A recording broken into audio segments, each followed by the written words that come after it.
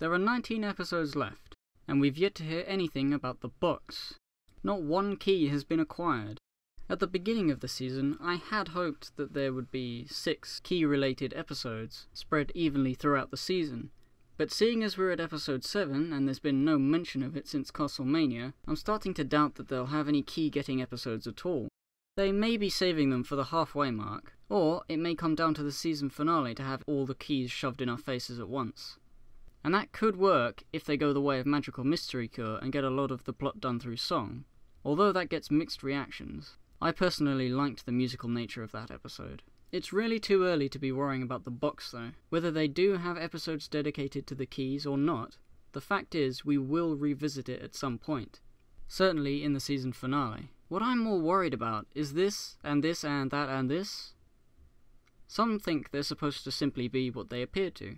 A dumb ending gag. While others speculate that they might be leading up to something. I mean, how could they dare leave all that stuff unanswered at this point? Sombra's horn was one thing, but that was an isolated incident, and really, you could argue that it's not foreshadowing anything.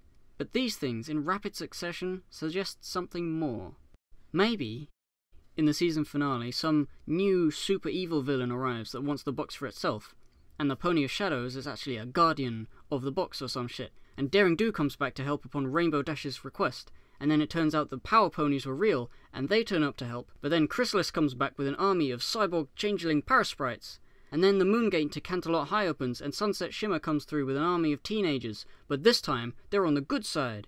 And Fluttershy uses her newfound bat powers to summon the vampire bats, and Discord comes and uses Chocolate Rain or some junk, and then Trixie comes back with her hat, and they all start fighting, and all while this is happening, the box is constantly being fought over and stolen, and nobody knows where the keys are, so they all try opening it by force, but it doesn't work. Soon the villains seem outmatched, until, oh shit, the twist. Celestia gets corrupted by the new evil villain and goes insane, and Luna has to try and hold her off, but she's too powerful, and to make things worse, Ahuizotl, Sombra, and the Maniac arrive bringing with them all the horrors from beyond the gates of Tartarus, and then it's like, oh fuck, and everyone's fighting, and there's blood, and there's killing, and everyone's dying except the people who you care about, and then Ponyfield's getting destroyed, and it looks like the good guys are gonna lose, but then the dragons arrive, all the dragons, everyone, all the dragons arrive, led by Spike's parents, who are apparently the king and the queen of the dragons, and it turns out they've always been looking out for Spike from the shadows, and the reason they gave their egg to Celestia was because they owed her a favour from a long time ago. Anyway, dragons come, and they burn the bad guys up, but then Celestia breaks free from Luna, and is too powerful for the dragons to handle, and then Princess Cadence and Shining Armour arrive, with a legion of crystal warriors, and through the powers combined of Twilight, Luna, and Cadence, they manage to contain Celestia. While the dragons and Power Ponies and Daring Do and Trixie and Sunset Shimmer and the Crystal Ponies try to fend off the rest of the attackers, the main 6 minus Twilight, who's holding Celestia down, have to try and figure out a way to open the box. And that is only part 1. Yeah, so that's my headcanon. Future headcanon. Future canon. Head. Anyway, I wanted to ask you guys a question. My analysis videos. The first 2 assembled opinions of other analysts together with my own opinions. My question is, do you enjoy the assemblage of those opinions? Or do you not mind if I just state my own opinion and leave the assemblage out? The reason I ask is because it's a lot harder to properly structure a video that assembles a lot of opinions from different people, and it's time-consuming trying to balance. You know, trying to balance the...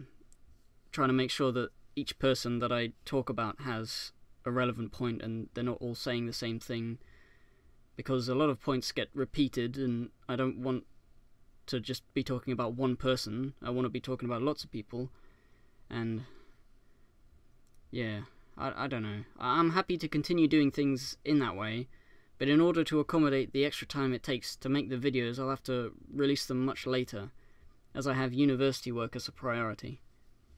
If you don't mind me taking the easier road and doing straight review/analysis things, then I'll try that for a time, and if it ends up not working, and you prefer the old assemblage thing, then I'll change back and do that. It'll just mean the videos will take longer. And that's it. Tell me what you like about my analysis videos in the comments, and I'll get a better picture of how to proceed. And, yeah. Cool. Also, the last one when I was drunk, I could do that. Not every time, but I could do it.